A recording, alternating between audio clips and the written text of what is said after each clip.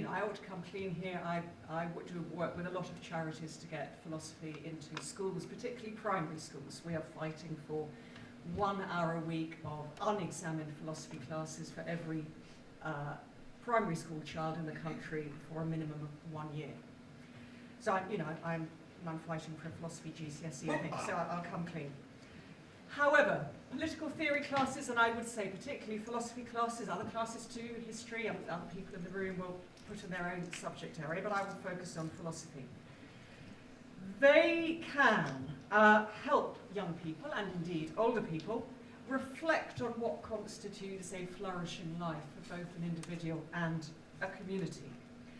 And they can help people understand that maybe, not necessarily, but maybe a healthily functioning liberal democracy can play an important role in such a flourishing individual and communal life, but it will only play such a role if people take individual responsibility for how they behave as democratic citizens, including voting.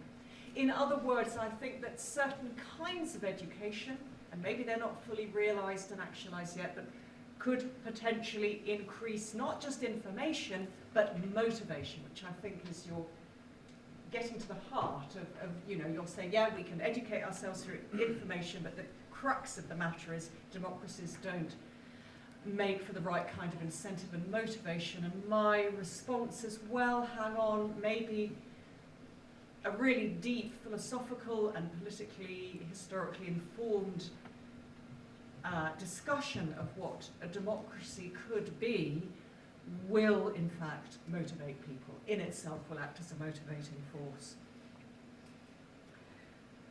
And I would argue that such philosophical and political education and debate is itself a vital part of liberal democracy, particularly if democracy ruled by the people, if rule is meant to mean really choice and not just acting on a whim. And I'm guilty of more or less acting on a whim on occasion. In 2015, I stood in my local polling booth and there was no green option. And I just thought, women died for the vote, I've got to put a cross somewhere, and they're all so unappetizing. The ideal is we go for choice, not acting on a whim. So again, I've got the same point. Democracy is not just about a vote on a particular day. Democracy doesn't end on the day that a vote is taken. It's not frozen after that. The democratic debate and conversation continues. And to have a high-quality debate and conversation, the more, I would say, the more kind of philosophical and politically theoretical grounding the children have had, the better. I've got 1 minute. Okay, so philosophy and other subject classes, but again I'll concentrate on philosophy, can also promote a young person's ability to think for themselves as individuals and make them not immune from, but less susceptible to being caught up in groupthink, in sort of crowdthink, which you didn't talk about so much tonight, but I know you've written about as a real danger for democracy elsewhere. And of course, it was something that Hitler manipulated and other more recent demagogues have manipulated to their advantage. Okay. So overall, I agree with some of Professor Brennan's concerns, and particularly about the importance of distinguishing representational parliaments from referenda. But I think that his conception of what liberal democracy is and involves is too narrow, focusing so much on this vote on a particular day, and in consequence that liberal democracy is too pessimistically portrayed in his work. I do not think that liberal democracy inevitably creates ignorance, misinformation, and irrationality in the way that Brennan argues. Education, and particularly philosophy and political theory in education, I believe can play a much more positive role than Professor Brennan suggests, in that philosophy and political theory can help us to reflect on the nature of a flourishing life for individuals and communities, and can help motivate us to care about liberal democracy, want to take active steps to promote its healthy functioning. Thank you.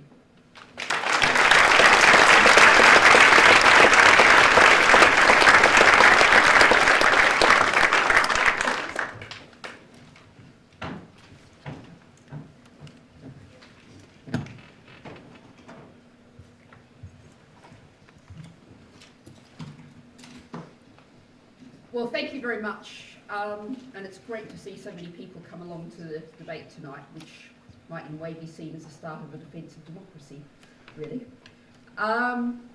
You're hearing different accents tonight, so anyone who doesn't know where mine comes from doesn't have to sit there wondering. It comes from Australia originally. Now, one of the things, particularly when I was leader of the Green Party, accents feed into certain stereotypes. And I was often accused of being a blunt Australian. I suspect I'm going to be called blunt tonight, because I think what we have before us is a book that's fundamentally wrong and fundamentally dangerous. And I think the underlying fallacy, there's three fallacies in this book, but I'm going to start with the key one, which is that we are doing something that I think Americans do quite often, which is mistaking America for the world. Now, our speaker made a reference to Premiership football. Now, I'm about to make a reference to baseball, and he probably knows much about Premiership football as I know about baseball, so that's always dangerous. But the Americans have something they call the World Series,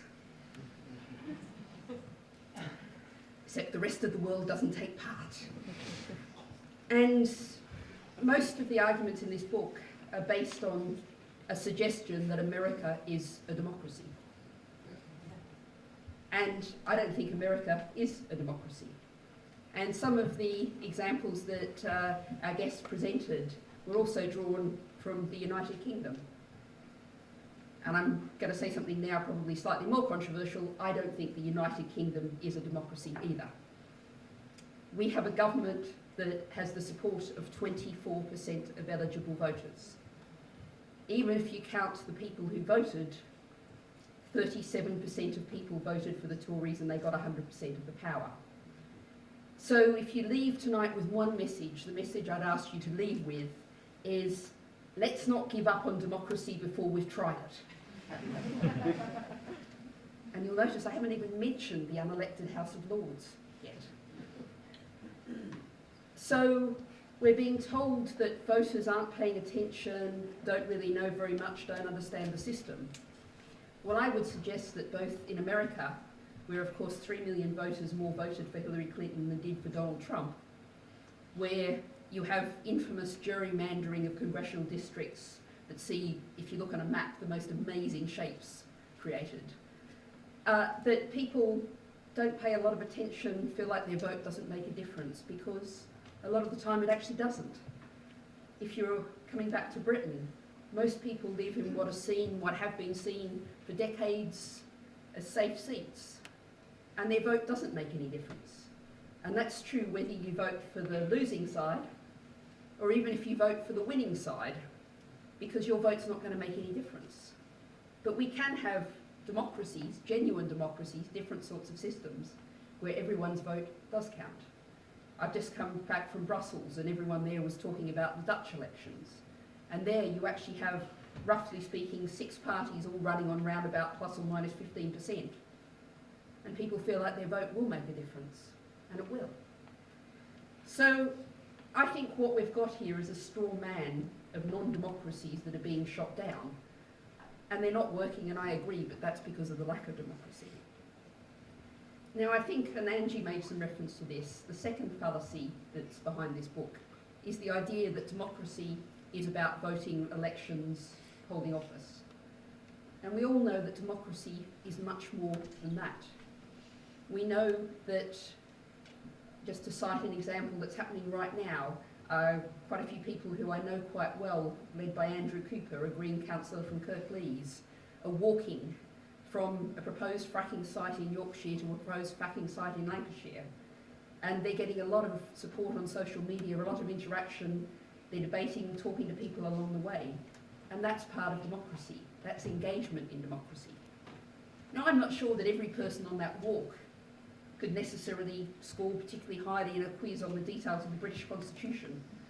We've all heard the stories about how, if you give most people the test for the British citizenship test, most of us do pretty badly. But they've got an issue, they care about it passionately, they're engaged, and that's part of democracy. And one of the interesting things that you see is even in countries that aren't democratic, there are democratic elements. I was in China, I was in Marrakesh with the climate talks, and there everyone was focusing on China, and China is really leading the world in terms of tackling climate change. And a lot of that is coming because there's pressure to tackle air pollution in China, and that's coming democratically from the ground up, even in an undemocratic system. So there I would argue democratic elements are having a positive impact. Not voting, there's no meaningful voting in China, but democracy is making an impact on government decision making. So politics is vastly, vastly more than voting and elections. Now the third fallacy that I think is behind this book that I think we really need to challenge is the idea of experts. Now I'm a bit worried here because this does appear to line me up with Michael Gove. I confess that. However, I think, and indeed our speaker I'm afraid gave me a lovely target here that I'm unable to resist. He said that most voters would fail Economics 101. I'd suggest that's a qualification for making a decision about economics, not a disqualification. Economists haven't been doing very well lately, and indeed lots of their students are rebelling against the contents of Economics 101, and they're absolutely right to democratically do that from the grassroots up in universities. But the question is, what sort of decisions are we making in politics? Now, if we take, for me, the obvious example of climate change, there are some things that experts are absolutely crucial to when we're thinking about climate change. If we need to know how much greenhouse gas we can emit before we've approached or gone over that vital 2 degrees warming above pre-industrial levels, we need experts. Experts are great for that, essential. But if we're then going to say, how do we keep our emissions under that level, a climate scientist is not really very much use at all there. We're going to have to make economic decisions, we're going to have to make social decisions, we're going to have to make cultural decisions. And they're all things in which many people in this room may be an expert in one area or the other, but your expertise in one area doesn't mean you should dictate to the rest of us decisions about something with all those different elements. So I think we need to be careful not to confuse knowledge with wisdom. Those two things are not the same thing at all. And I do trust the wisdom of crowds, because people, if we have a genuine democracy, are making decisions about their future, their children's future, and the people collectively are the best people to make those decisions. Now, I do just want to make, Professor Brennan didn't make a lot of reference to this, but in the book, he makes a great deal more discussion of epistocracy, the idea that we might have a system whereby, the experts might choose who can be the candidates, and we'd all like to get rid of Donald Trump. I know, yes, I'd like to get rid of Donald Trump too. Would have liked to knock him out of the presidential race. But nonetheless, when I thought about which country in the world had a model that most closely resembled what Professor Brennan is proposing, the country that I thought of immediately was Iran. Because in Iran, they do have what looks kind of like democracy. It is, in some levels, a democracy, except that it's what they regard as the wise men. I think they probably all are men. The wise men, the imams, who decide who can and can't run in the elections. And I think if we look at that, that's not a model I feel very comfortable about. So, a couple more thoughts that I just want to throw in, and I really want to bounce off what Angie said about education, because I think this is really important. I spend a lot of time talking about how we need more education about politics. Caroline Lucas, the Green MP, has been pushing very hard the PSHE bill that we've finally at least seen the government give way in terms of at least the element of sex and relationship education and making that statutory. But part of Caroline's broader bill was to make political education statutory in all state-funded schools. But I want to go further than that because, again, with my basic thesis that what we need is much more democracy, not less, what we desperately need to get people engaged, knowledgeable citizens is democracy in schools. And I saw a wonderful example of this just before the general election in 2015. It was a little, in many ways, small C conservative Catholic primary school in Camden, North London. But they had a couple of quite political teachers. And what they'd done was they were having school elections paralleling the national elections. And they'd elected a group from each class to run the school for a day.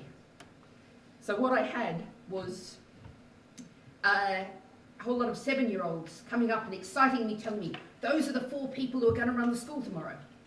And they were 7-year-olds. Now, I suspect there were probably rules and limits. You know, I'm not saying we should let 7-year-olds run the country, and I suspect they weren't allowed to have ice cream for every dish on the school menu for that day. But nonetheless, I think if you could follow those children through, I think those children will be really engaged citizens. They've learnt about democracy from doing democracy from a very early age, and that's how democracy should be. So I've been given the wind-up sign, so I do just want to finally just do a minute to think about where we are in Britain today, because I understand the appeal of this book. Indeed, I was talking at a public meeting down in Walkley a week or 2 back, and I happened to say this, and someone said, "Oh, I bought it last week." But I think we need to say in Britain we need a democracy. Let's fight for a democracy. One of the things that I'm pleased about in the budget yesterday, and there's not many things I say about that, is that we have a £5 million fund to celebrate the fact, because it was International Women's Day on Budget Day, £5 million fund to celebrate the fact that next year is the centenary of women getting the vote in 1918. Well, that was the last significant reform we had in Westminster. So I think that's a great point to set a target to say, let's actually have a proper democracy in Britain, a fair voting system, proportional representation, everyone's vote counting. But I'm also going to slightly more controversially say that I want to defend the idea of referenda for the right sort of questions and the right reasons. But what I want to say is that, of course, obviously what we need is good referenda. That means debates in which we've had proper time to debate the issues, in which we've had them presented properly. And what we've just had in Britain is an astonishingly bad referendum. It was conducted over basically 6 weeks. There was no time for proper debate. There was no proper debate. But there are alternatives to that. And if you take the example of Scotland, the Scottish independence referendum, I was up on the doorsteps in a place called Leith, which is in a really poor area of Edinburgh, sort of place where if it was council or even general elections, I'd expect a very high level of non-voters. I went door knocking for 2.5 hours and I only found one non-voter in that time. Every other voter, every other person was going to be a voter, could tell you why they vote, could tell you what debate they watched, was utterly engaged in the process. And if you give people votes, democracy, the real chance to have their say where it makes a difference, where they've got a chance and time to debate, collect information, work with each other, even referenda really can work. Thank you.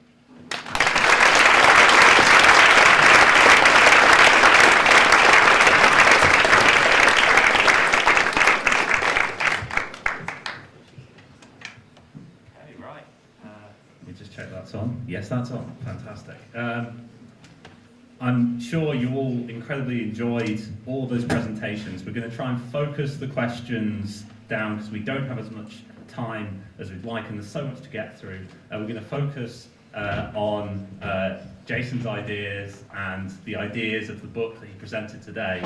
So if you've got questions that are about his arguments and so forth, it'd be great if you to put your hand up. So let's take one first, over in the corner here.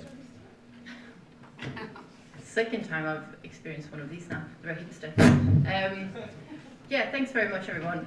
So I don't think that you're really wrong about people being wrong, and there are other examples that you didn't mention, like the gambler's fallacy, and you mentioned confirmation bias and all that. I think that's true. But I'm not sure if it's relevant information in the discussion. So is politics really about finding truth, or is it not about power? And you just talked a bit less about that in the end, but does it really matter if we're right or wrong here? Because that's not really what we're talking about. Yeah, I mean, so there's a lot of ways of interpreting that question. My friend Robin Hanson, who I mentioned before, who came with the predictocracy idea, he always says politics is not about policy. Politics is about something else. Mostly for the average person, what politics is to you, empirically speaking, what the data shows, is about forming coalitions with other people, in groups and out groups. So we're very tribalistic. The psychologist Henri Tajfel used to do experiments sort of like this. Get a bunch of people in a room like you don't know each other, I give you a quiz, the quiz is a lie, nothing's actually happening. I then lie to you, psychologists like to lie a lot in experiments, and say, all of you on this side of the room, it turns out you all have the same taste in art. You all prefer polypropodactyl art. It's a meaningless term, you don't know what it means. You on the other side of the room, though, you all prefer monopropodactyl art. And then I get you play games with one another, and immediately you will sort of show favoritism towards people in your fake BS group, and anger towards people in the other group. You'll even do things like sacrifice your own interest to hurt them more, almost immediately on the basis of nothing, what we call minimal groupings. So I think that's what politics is sort of for. If you ask historically why do we have politics, it's, well, conquerors conquer different people so they could extract resources from them, and then over time they realize that there's sort of this is what David Hume said, and he was right, over time they realize if you're a little bit nicer in the way you extract resources, you can actually get more resources, and then certain reforms take place and we don't have quite as much of that as we used to. So that's empirically what it is. What should it be for?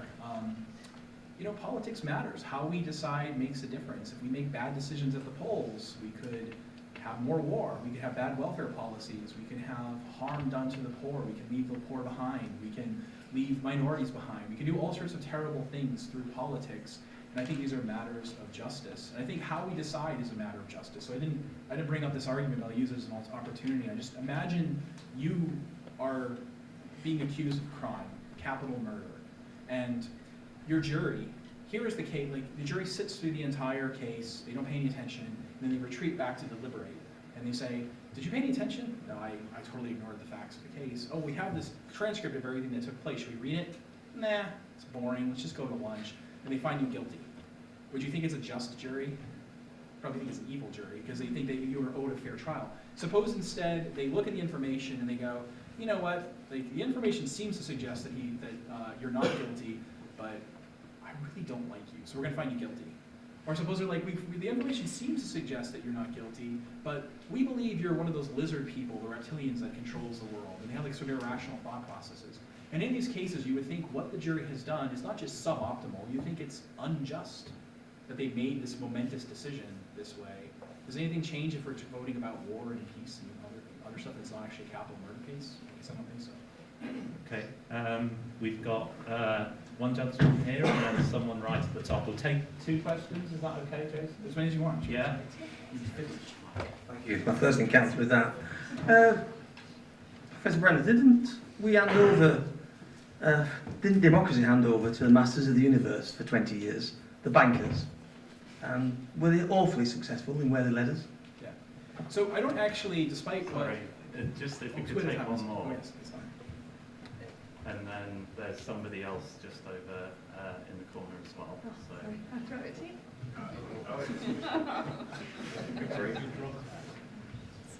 Oh, shall I go? Okay, hi. I guess I wanted to pick up on some of the things you said about, on the one hand, this idea of sort of the perfectly educated society in which experts tell people what to think, and then not the whole people think like experts. I'm sure that's not what you're saying, but that's what I heard. But also, on the other hand, the problems of sort of more direct democracy and sort of low-scale democracy. I'm reminded of the Norwegian criminologist Niels Christie, 85% of the audience just turned off, who gives the example of police being called out to this guy who's been exposing himself in front of children in the public park, and they go and they take him to the police station, they arrest him, and they charge him with public indecency. But Christy makes the argument that if they'd actually asked anyone around in the area, they'd say, oh, that's just Pappy, he's just a little bit weird, but he's no harm to anybody. And I guess the problem that illustrates is the problem of knowledge in the context of community versus in the context of sort of national levels of codes. And I guess that's one of the potential counter-arguments, it seems to be, to your argument that, you know, deliberative democracy at the small scale is problematic, because if I was to have a deliberative democracy with everyone on the road that I live on, yeah, it'd be massively problematic. I don't know anyone except my next-door neighbours, and I don't know them very well.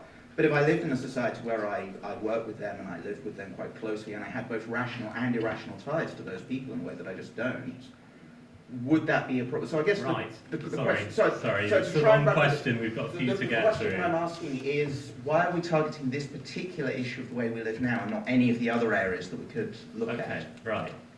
And there's one other person right at the top. I'm just thinking of, you were talking about a one person, one vote democracy, but I'd kind of like to question that view in that I think people can have a lot of influence over other voters if they're sort of given more of a voice. I'm thinking about in this world of you know, social media, people like Lily Allen or J.K. Rowling, if they put something out on Twitter, people that respect them for other reasons, you know, their music and their books, might be persuaded by their views, in which case their vote and their say actually has more influence. So questions about knowledge and then questions about experts. Can we trust them? Yeah, I mean, part of the question here is, what are you going to call democracy? Like, I'm happy in response to your comments to say, okay, we're not it's not against democracy, it's just against representative governments as it's functioning, and it's likely to continue to function in the real world. You're right, like, as a matter of fact, people do not have equal influence. My neighbors, I live on the outskirts of Washington, D.C., and like, my neighbors are all State Department people and CIA agents and things like that, and they have way more influence over politics than I do, and I have more influence over politics than the average person because, you know, some people listen maybe to the radio or TV once in a while, and then some people like Woody Allen have incredible amounts of influence. So we definitely don't have a system in which people have equal influence because some people can influence others and so on. So there's a good question about what should be done about that. If you don't want to call it democracy, if you want to call it something else, I'm happy to give you whatever term you'd like. But you're right, there's no system of perfect equality. And in fact, and this partly answers this gentleman's question too. So in one of the chapters of this book, I say, look, it's not like whatever the people want just gets implemented. There's all sorts of other stuff that intervenes in between the vote and the actual outcome, and that influences policy and determines policy. So the thing that you're saying about, like, the bankers kind of intervening, this is sort of a post-electoral phenomenon. In economics, we call this rent-seeking. It's a problem that happens where, as the great economist Jim Buchanan said,